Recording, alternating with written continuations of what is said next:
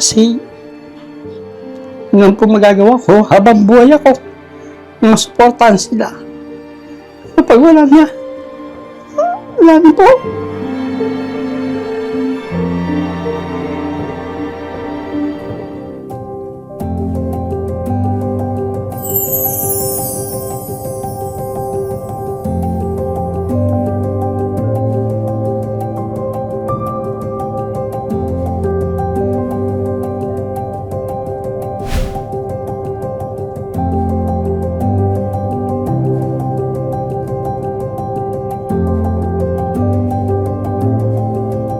Sir Mariano, magandang araw po, sir. Pinadala po kami ni Senator Raffy Tulfo. Ang hinihiling ko po sana ngayong Pasko, pangarap ko po kasi kahit yung bahay lang po namin magawa. Kasi matagal na panahon na pong di natuloy gawa ng sakit ko. 7 taon na po ako ngayon dinadialysis eh. 30 years old po ako nung nag-umpisang dialysis eh.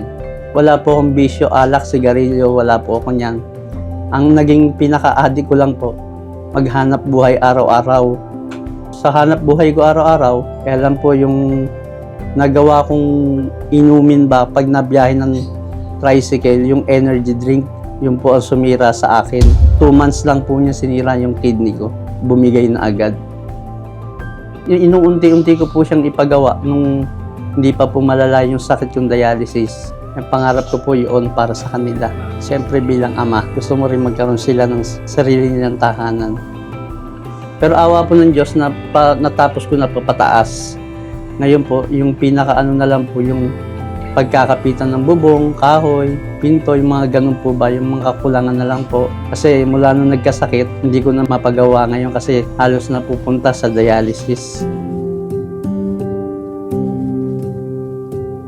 Kamusta po, sir, yung pagtitinda po ninyo sa araw-araw? Minsan po, lugi, minsan may kita. Ang pinakamataas po kasi namin kita dyan, minsan 1-2 sa loob ng 2 linggo. Tapos, pagka minalas-malas ka, pagka hindi magandang prutas, nabubulok agad, talo ka na.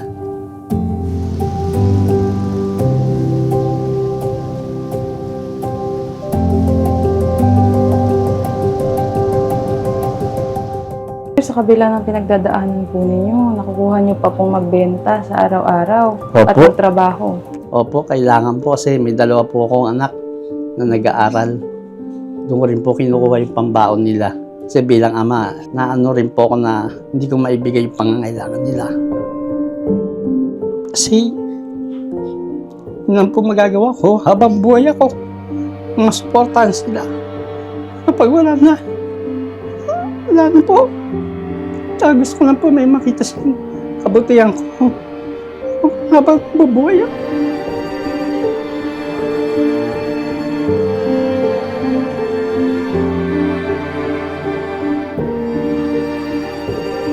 Napakaswerte ko po sa asawa. Kasi hindi niya ako iniwan. Hanggang ngayon, alam ko nahihirapan siya pero hindi niya ako iniwan. Kaya salamat sa Diyos kasi binigay niya sa akin yung tamang babae na mag-aalaga sa akin sa ganitong paraan.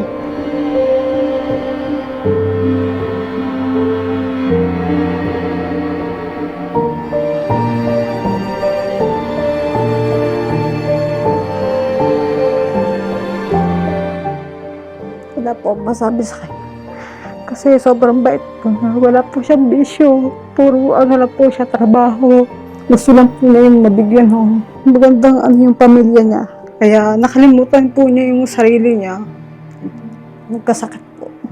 Sa sobrang sipag po sa pagla-tricycle.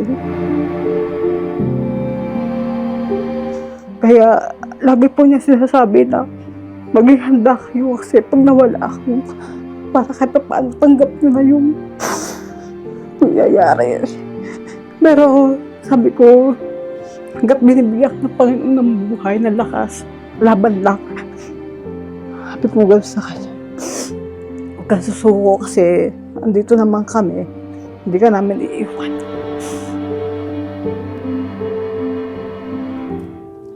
Kaya po, nag-ano po kay Sir Raffy Tulfo para sakali man po hindi ko po alam ang buhay ko kung hanggang saan. At least po, panatag po ako na may iwan ko sila na may sarili silang bahay na matutulugan na magagawa nila yung gusto nila sa bahay. Yun lang po.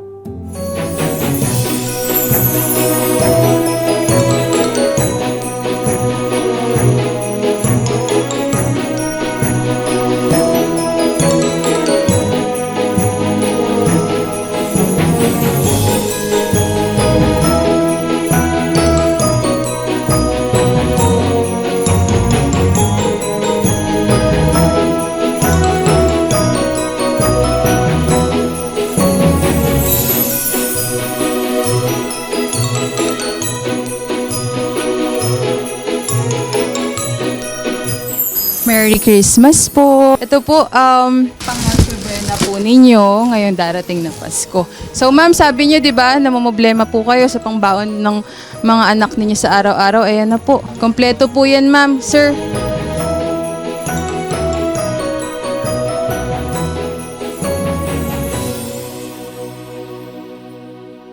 Hindi lang din po dyan nagtatapos. Ito ma'am, para po sa inyo, sir.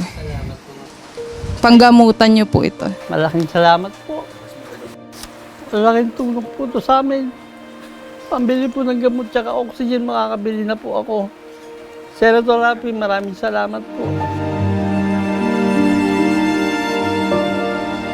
1, 2, 3, 4, 5, 6, 49, 50 po. Malaking tulong na din po kasi sa amin yun. Dagdag pambili na din po ng mga gamot ni Papa. Pati yung oxygen po. Yun po yung mas kailangan po ni Papa. Tapos ipang paano muna po yung bubong. Ipang pahuli na muna po yan. Gawa nung mas kailangan po kasi ni Papa yung mga gamot eh. Tabang buhay ko po itong tatanawin hanggat nabubuhay po ako. Maraming salamat po, Senator Rafi Tulfo. Merry Christmas po.